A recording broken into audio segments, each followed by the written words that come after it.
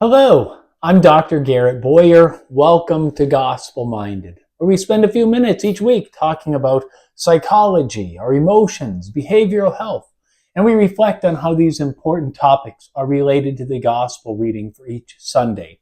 Like I always point out, this isn't a substitute for going to church or participating in counseling or therapy, spiritual direction, if you're involved in these sort of practices. But like we know so well, things of our mind, things of our psychology, so often go beautifully hand in hand with our spirituality.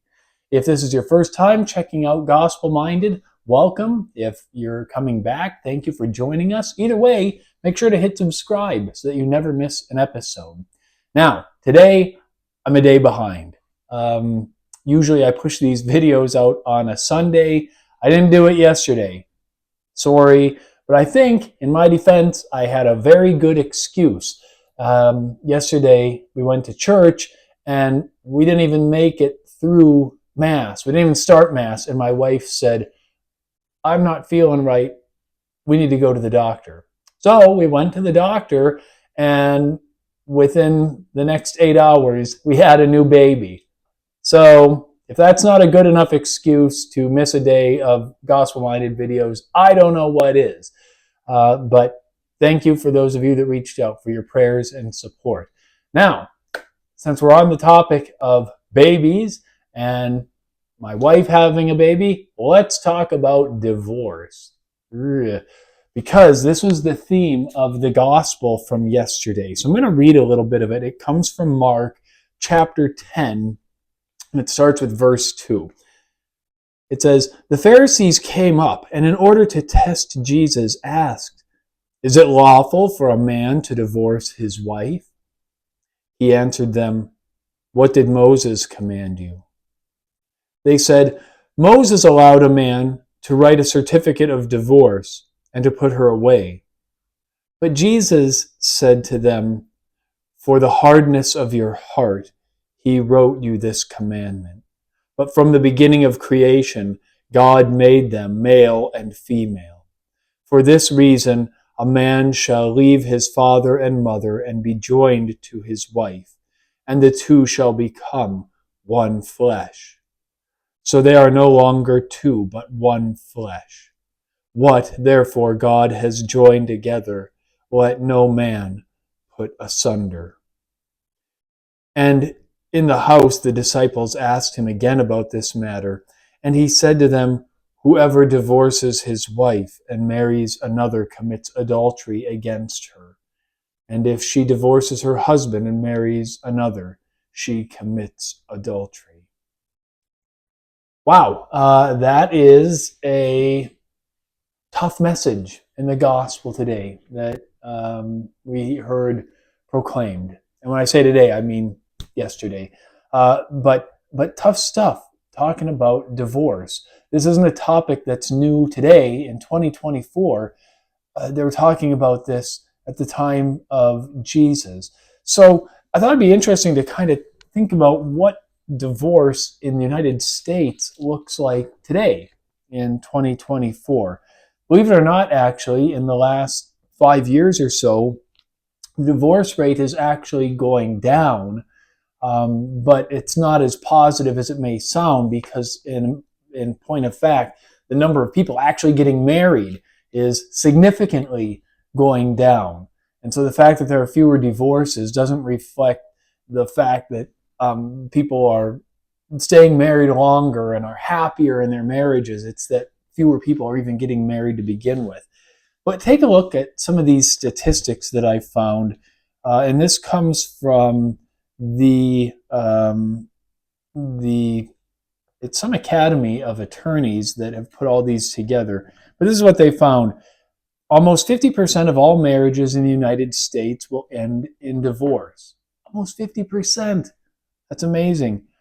Researchers estimate that 41% of all first marriages end in divorce, 60% of second marriages end in divorce, 73% of third marriages end in divorce. Approximately every 42 seconds, there's one divorce paperwork packet filed in America, which equates to 86 divorces per hour, 2,046 per day, 14,364 in a week, and 746,000 plus in a year. Now, these ones, this is how I know this is coming from a lawyer, because this is kind of dark. But it says this: there are nearly 3 divorces in the time it takes for a couple to recite their wedding vows, approximately 2 minutes. More than 172 divorces occur during your typical romantic comedy movie, approximately 2 hours. Yikes. Approximately 430 divorces happen during the average wedding reception, about 5 hours. And it goes on and on and on. I mean, I just printed out an article, and there are pages worth of statistics and things on divorce in this country. So what's the reason? The researchers and therapists and marriage counselors and psychologists and lawyers, I'm sure, can come up with a whole ton of explanations and research answers about why this is happening so much in our country in the year 2024. And actually, in the United States, we're not even the highest divorce rated country in the world. And yet it's just almost 50%. Boy, that's a startling statistic. And again, like I say, I'm sure there are a lot of really interesting theories and reasons, but perhaps most fundamentally, marriage is tough. And if anybody tells you different, they're probably not married. Even in the best of marriages, there are challenges and friction points and difficulties. And there's this sense that, well, why should there be? There's a natural complementarity between man and woman. They're meant to go together, even physiologically. We fit together. How do you think babies get here? And yet, biologically, physiologically, in our very DNA, we are wired differently. We're built differently.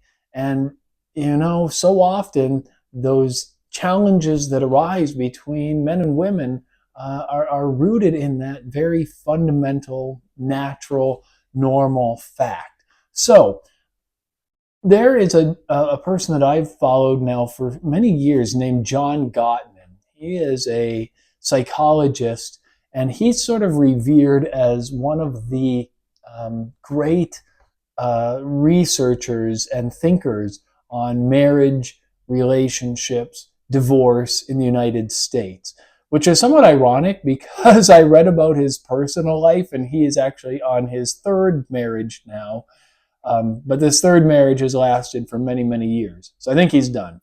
But in his research, he has put together a way to determine in the matter of a few minutes, with a questionnaire that he's developed, which couples are most likely to get divorced and have their relationship dissolve versus those that stay together. And when he's used this instrument across different environments, different socioeconomic couples from different ethnic backgrounds, his questionnaire tends to be very accurate, like above 80%, sometimes closer to 90% accurate. And what he identified were these 4 things. If you are finding these 4 things in your relationship, look out and get some attention pretty quick. He calls them the 4 horsemen of the relationship apocalypse. The first one is criticism.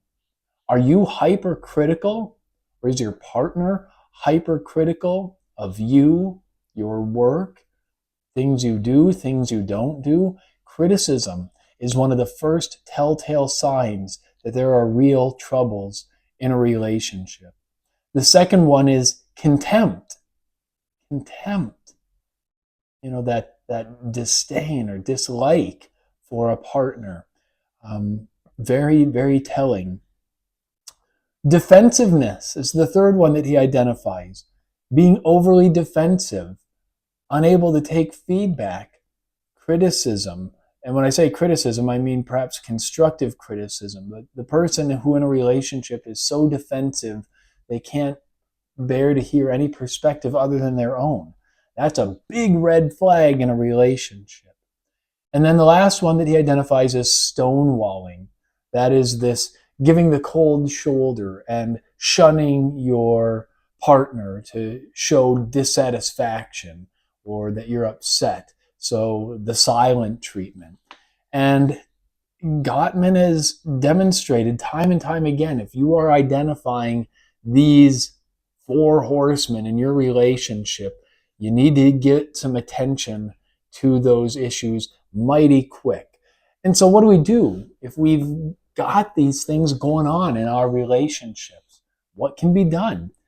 He offers some antidotes and some feedback about what can be done. So if you or your partner is exceedingly critical, he recommends something called the gentle startup, which is where you go into your commentary, not guns blazing, accusing, pointing a finger, this, that, but saying rather I statements.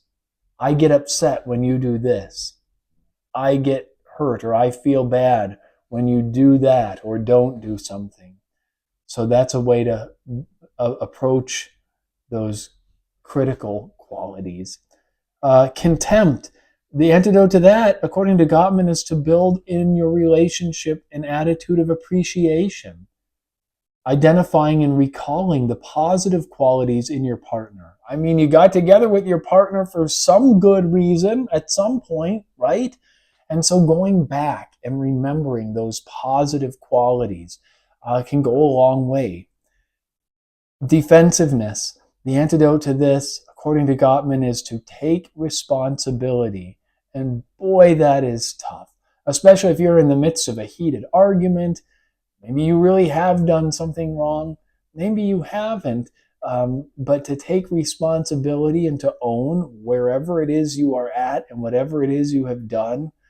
Because keep in mind, from the perspective of your spouse, you taking accountability and being responsible for what you did or did not do is going to be looked at with a lot more respect and be appreciated much more than that defensiveness. And then stonewalling. You know, there are a lot of good reasons why you may want to take a break and cool down and get some space from your partner when you're in the midst of some heated moments.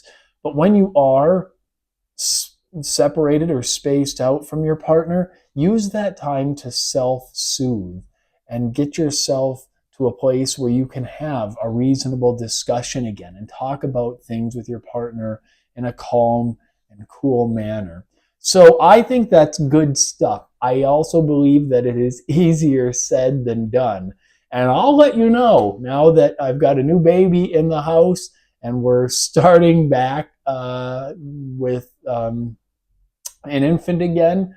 That is one of the characteristics and things that make relationships challenging. Nevertheless, we know from science what some of those warning signs are: criticism, contempt, defensiveness, stonewalling. But we also have things we can do to try and help. Have a gentle startup. Build that culture of appreciation. Take responsibility for your actions and try and soothe yourself so that you can have a good, constructive discussion with your partner. Good stuff. I'm going to be praying for you and for your family. I hope that you will pray for me and for my growing family. I hope that you found this episode of Gospel Minded helpful. And I hope that I'll see you back next week. I'm Dr. Garrett Boyer. This is Gospel Minded. Take care.